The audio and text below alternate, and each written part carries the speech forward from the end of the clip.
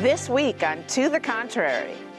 First, a California woman whose stillborn baby had methamphetamine in its system is charged with murder. Then, cohabitation versus marriage, the latest trend. Behind the headlines, this Veterans Day weekend, we celebrate the accomplishments of the first servicewoman in combat, little known Linda Bray.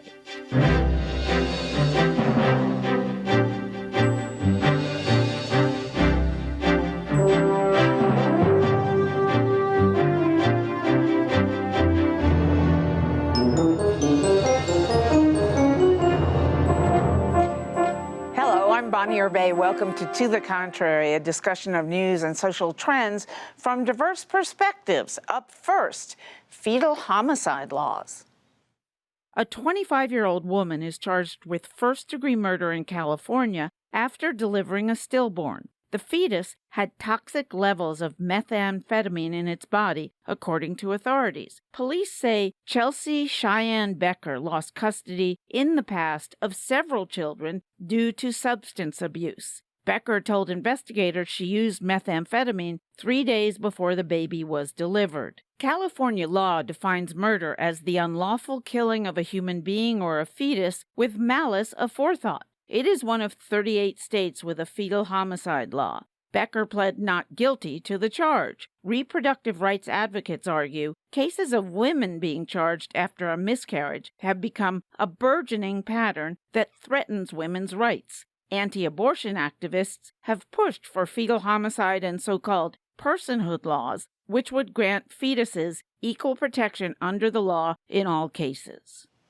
So, Congresswoman Eleanor Holmes Norton, are fetal homicide laws constitutional? I seriously doubt it, but their emergence today speaks to frustration with the durability of Roe versus Wade. Yeah, I think they are. I think that's going to obviously hotly debated right now, but these are not all one perfect case, right? And that's what's going to be hard. The logical consequence of abortion bans is sending women to jail, and we're already seeing that happening in the United States. Yeah, let's pile on women in the midst of a miscarriage. Let's make their lives worse on this. I think it's disgusting.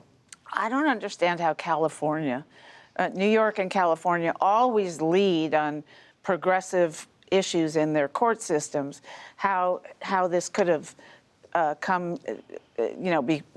become law in California. Yeah, I looked behind this, I said, not California, but the courts acquitted themselves, saying, yeah, that's true, it's not California, but it is throughout the country.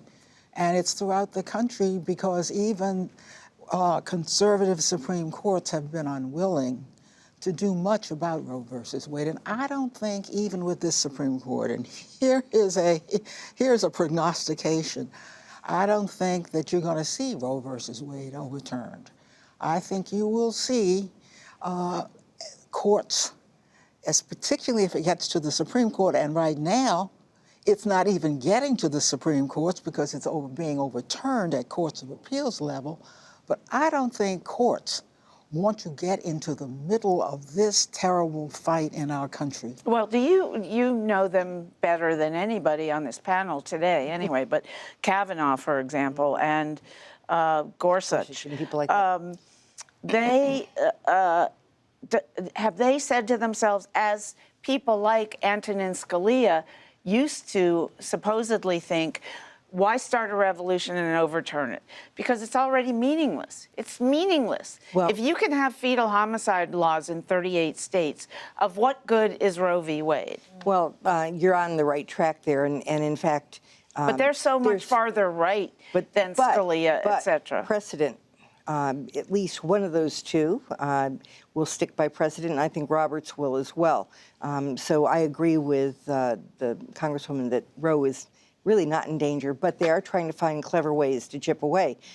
What's interesting is you have fetal homicide and you have the whole personhood movement trying to pass the personhood amendments, and it's been passed in, I don't know, 9 or 10 states, been overturned or stopped in just about every case. There's only 3 states, I think, that have some personhood language in their constitutions, and that would never stand up to, constitutional muster, ever. I don't share that optimism. I believe that Roe v. Wade is seriously threatened and endangered in the United States. But how much does that matter? I Well- mean, look at all these state anti-abortion laws that are Exactly. standing with Roe in effect. Exactly. So the point is that the United States is rapidly becoming more and more like El Salvador, where there is a total abortion ban, where we have more than a dozen women sitting in prison right now over miscarriages. And we're seeing that now with this case. We're seeing women under suspicion in Virginia, where I live. It was just in the past couple of years that a woman named Catherine Dellis was actually sentenced to 5 months in jail after having a stillbirth at home, and some prosecutor thought it was a good idea to go after her. And the link of all of this... What was the cause of it, do you know? So in that case, specifically, she was charged with improper concealment of a dead body. And so that's something else I want to bring up. With these fetal homicide laws that are in 38 states, there's actually a number of different statutes that are being used to prosecute women either for self-managed abortion or for miscarriage. And when they do stuff like that, it strengthens the pro-choice side because they look so idiotic. And I have a lot of pro-life friends, love them dearly, but I have to remind them, every time there's been a statewide initiative on the issue of choice, the pro-choice side always wins, even in the conservative states. Indeed. Yeah, I think this is a messy situation with the case we just heard from California.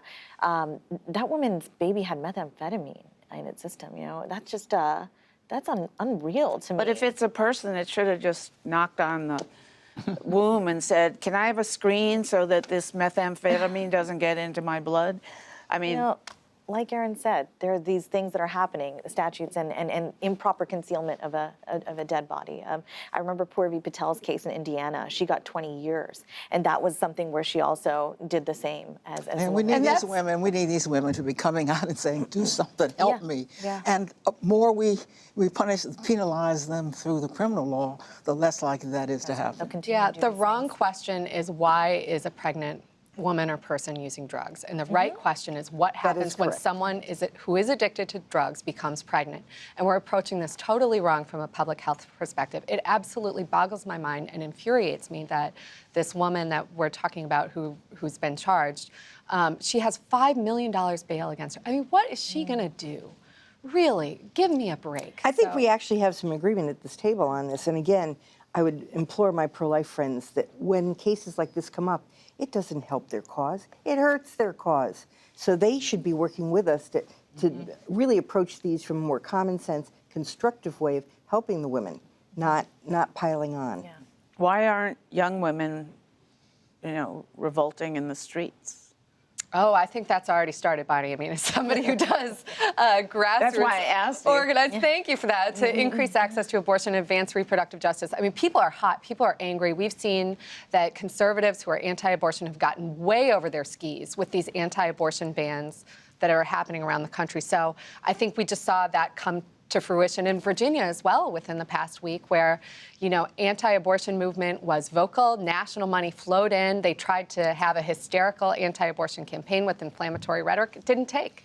Well, you ask about young women. I think that's the right question to ask. But I tell you, with the morning after pill and uterine devices now, I think that they have ways to prevent pregnancy. And these women we're talking about are far more desperate.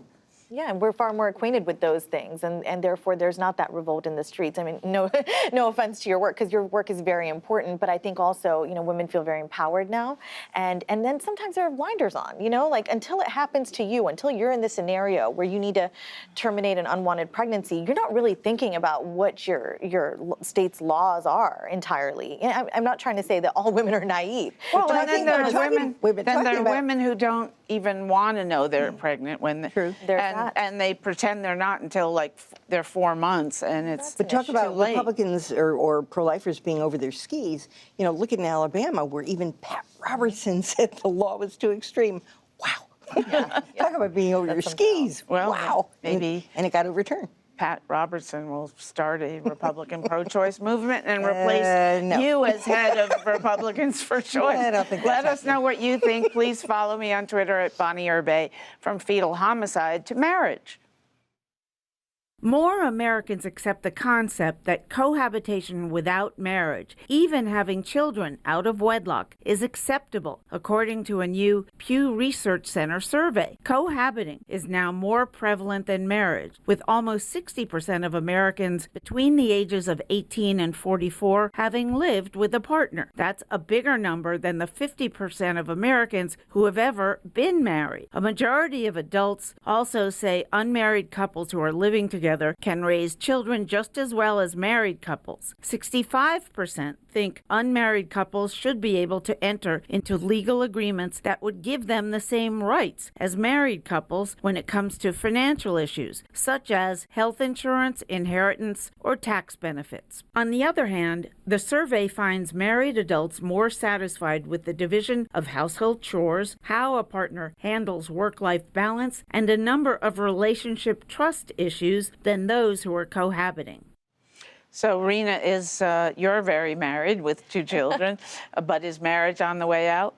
Year 5. That's where I'm sitting at. Yeah, I do think marriage is on the way out, and that actually saddens me because the conservative part of me, just over and over, I've just seen that when you live together, there's no need to make it official from either side. I'm not saying, oh, a man doesn't feel a need to propose to a woman. I'm a person that wasn't even proposed to. You know, there was none of that formality because I was like, look, I don't need you to get down on one knee and all that stuff. So I like to think I'm very modern. But we also believe that, you know, we could move in together once we were engaged. We never thought we would. Probably our upbringing made us that way. But I see friends, and I've seen it over the years, they suffer after living together for years, and there's no commitment, it seems. I get that it's just a piece of paper to a lot of people. But there's something there. Marriage means something, I think, still in society, and to see it on its way out really saddens me. I think there's a really, you know, the American family is really losing itself, and it's falling apart. Yeah, but still, apparently more people than not understand that there is much to marriage itself. I think that what may be prompting some of this is these young people have seen divorce, and that they are being influenced by divorce itself and how ugly it can be, and think that maybe not being married and just being together is a better way to figure it out. But isn't the woman always the loser when it comes? I mean, there are state paternity laws that are enforced against fathers and have been for 20 years now, even unmarried fathers. All you need is a DNA test to prove that he's the father. So that was always, to me, one benefit of marriage that I thought women were really not thinking right to forego. But I have had people tell me, my parents were married and they got divorced, and my mother was still in poverty, so why bother with marriage? Well, in the old days, marriage was an economic arrangement. I'm talking about way back. We sort of invented the idea of marriage for love. And yeah, the pendulum has swung a little bit against marriage. I think you're going to see it swing back. Although, ironically, in my family, my sister and I are the 2 that cohabited. I've been engaged for 16 years. And people say, when are you getting married? Well, you're not worried about having kids, exactly. Right? But if I was, then I probably would be more inclined to do so. And of course, I've been married before, and we saw how that worked out. So. You want to tell the audience who your ex is? I will say this, that Alan Keyes once said to me, but sex is so much better in marriage. And I went, not necessarily. It depends who you're married to. How it does. So I just will say I don't share Rina's pessimism. I don't think marriage is on the way out. And I think what's actually really interesting about this new study on cohabitation is actually a different problem. I think it's wonderful. If you're in love, you want to move in with someone, go for it. That's great. The question is, there's people who are not getting married because of finances. And I think that the cost of real estate. Right, yeah, right. Yeah. And so I think what we're actually dancing on the precipice of is a different issue, which is just economic issues. And in particular, how hard it is for young people to get ahead with these crushing debt from student loans, et cetera. And so that's what I'm concerned. Let's not forget FOMO. Let's not forget the what? fear of missing out. I mean, people are posting their weddings, and you know, if you're not having a blockbuster wedding that you're posting about, that's another thing. It's ridiculous. And it's expensive to get married. Having even a reception for even maybe 80 people is a lot for anybody these days. But I've been to some really cool weddings this past year, mostly destination. Smaller, not the usual blowout, but really wonderful, the ones that they do have. But in my family, the current generation are the ones that are getting married before they have children, except one out of 14 nieces and nephews. I think I have one that's cohabiting. The rest got married. Are there still studies that show, as I know there were 20 years ago, but that women are always worse off in situations where they have children out of wedlock? Oh, absolutely. Well, they're worse off after divorce, too. I mean, raising... Yeah, but which is... after which are they, because, obviously cohabiting, those relationships break up just as much as married who couples. Gets, quote, stuck with the children when they break up? Right. Always the women. Right. And raising children. But I'm asking you if you know, are women in better or worse financial shape if they were married to the father of their children and the cohabitation falls apart? If they were married, the laws are better for them. Yeah, the laws are still better for an ex-wife than an ex-partner. Although that's something I'd like to see go to court. If a partner is in every respect, including children, I think a court would uphold the same rights for her as for a married couple. We've got to get deadbeat dad laws and things like that. But they're on the books, but they're not enforced. But wait a second. I don't think that's true. But oh my God! I have a friend that's in the middle of it. It's taken him 3 years, and the guy is he's $250,000 behind. They've got to think about the child. But 20 years ago, we went to California because they were one of the first states to have a law against, that they had to pay paternity whether they were married or not. Right. And they were enforcing it. But it's still bad. I'm telling you, I know of people right now today in the middle of cases. This one poor woman, my God, didn't know where her next rent check was going to come from, and the guy he's now behind $250,000 between what he owes her for alimony and what he owes in child support. Oh, poor woman. Yeah. Behind the headlines, for Veterans Day, the American female combat officer to lead troops, the first to lead troops into battle, Linda Bray, made history, but she also ignited a fierce debate over the role of women in the military. Now, almost 30 years later, we speak to the journalist who broke the story. On December 1989, the United States invaded Panama to overthrow Manuel Noriega, who was a dictator. On the night of the invasion, the United States attacked simultaneously all across the country. A couple days later, I was driving up to Quarry Heights, where the U.S. military command was headquartered, and an MP stopped me at the gate, and she said she was asking me what was I doing and why was I there and searching the car, and while we were doing this, I just started talking to her, and I asked what I asked all the soldiers: did you see any action? But really, I was being polite, because at that point, women were banned from combat, essentially, and she was at the headquarters. I really didn't think she had seen anything, but she let on that she had. And I said, well, would you talk to me about it? Peter Copeland says he broke his story by accident because the first woman to lead troops into battle did so by accident. The U.S. military policy back then banned women from fighting. Women have always been involved in the military. Technically, they were kept out of combat units, but that didn't mean really that they were kept out of combat.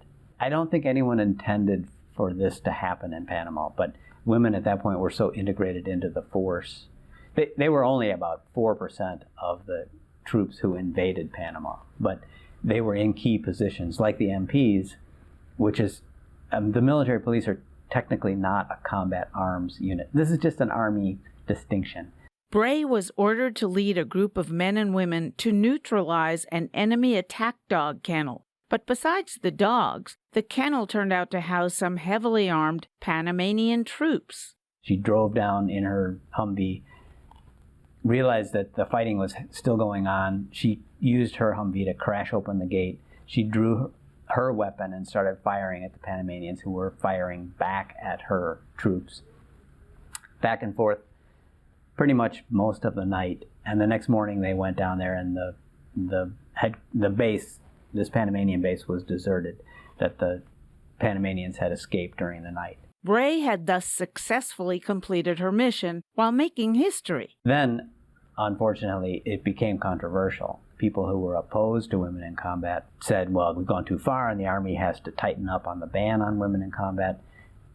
People on the other side, led by Pat Schroeder, who was a congresswoman from Colorado, said this is evidence, proof that the combat ban should be lifted, because here's this person, Linda Bray, who led troops in combat admirably. Everyone says she did a good job, did what she was told, and got her troops out safely.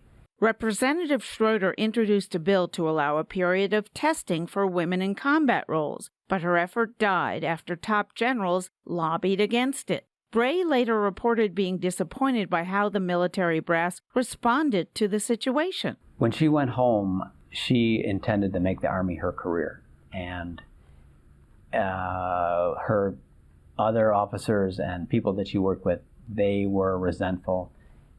There was a lot of politics happening. They made life uncomfortable for her, and she left the military. Sadly, really. Despite leaving the military, her pioneering work paved the way for many women. Today, rules against women in combat have been relaxed, although women in the services have yet to attain full equality. So, Ann Stone, is the debate over women in combat, women in the military, over, or does it continue? It's not that it's over, but it certainly is much more relaxed. And I want to give a shout out to Deborah Sampson, who actually served during the Revolutionary War, but she had to hide the fact she was a woman, and she saw combat. It's one of Meryl Streep's favorite women in history. So at least now we don't have to hide the fact we're a woman when we serve. We've come a long way, baby, but still some more progress. But having women there, finding out that we're still the most elite and effective fighting force in the world, even if we have women in the military, has gone a long way. Well, and combat itself has changed a lot. I mean, a lot of combat is in a computer room we're really somewhere. good at that. Yeah, we're really good at that stuff. Telling the drone where to drop its bomb. Yeah, we're really But isn't good it at that. interesting that we integrated, with respect to race, we integrated the armed forces. It was controversial, but it moved forward. And look how much longer it has taken us to integrate the armed forces with women. I think we have not. Isn't that always the case, though? I go to Capitol Hill. I go look in the U.S. On the House side of the Capitol. There's a portrait of the first man who was in Congress. It was during the black man Reconstruction, appointed in the 1870s, and then you go to the woman from Montana who voted against Jeanette Rankin. Right, Jeanette Rankin, who voted against war twice, entry into World War I and II. But she was 1912? 1916. Okay, elected in 1916. So we're talking a 50-year gap. And I think it's always that way. Now we have, in the Capitol, I must point out, in the Capitol, there's a whole, as you go down the hall now, the women are the first women, Jeanette Rankin, the first African-American woman. There is perhaps that's when Democrats were in power when that went up, but everybody, I think, would rejoice in the fact that you've got to see these women in order to understand that we've got to do more to integrate them into every part of our society. I still think the concept of the modern working woman, I call it, is a new thing in society. So of course the concept of a woman in our armed forces is still a very new thing. It's not, it certainly, I don't think, has made its way down into society at a deeper level where people just say, look, women are just as capable. Obviously, we want to believe that fully. But in my home state of West Virginia, I know a lot of younger women in high school, they joined ROTC, and then they went on to join the ranks, Army, different branches, because the financial opportunity that came with it.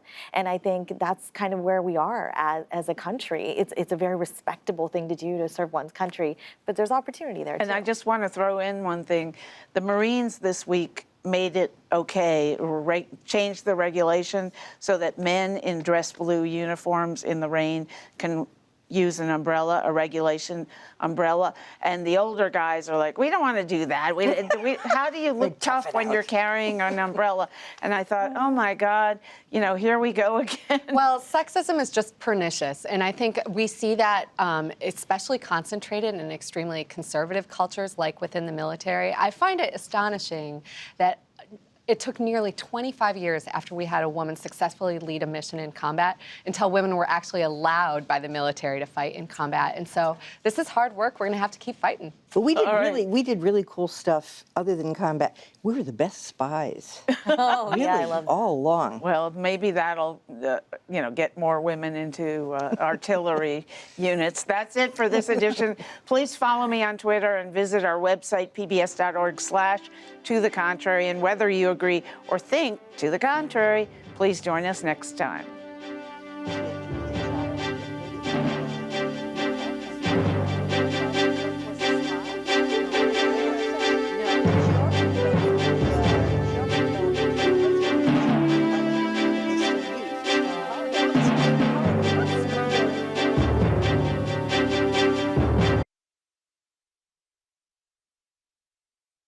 Funding for To the Contrary provided by the Cornell Douglas Foundation, committed to encouraging stewardship of the environment, land conservation, watershed protection, and eliminating harmful chemicals. Additional funding provided by the Wallace Genetic Foundation, the Colcom Foundation, and the Charles A. Freoff Foundation. For a transcript or to see an online version of this episode of To the Contrary, please visit our PBS website at pbs.org/To the Contrary. Be more. PBS.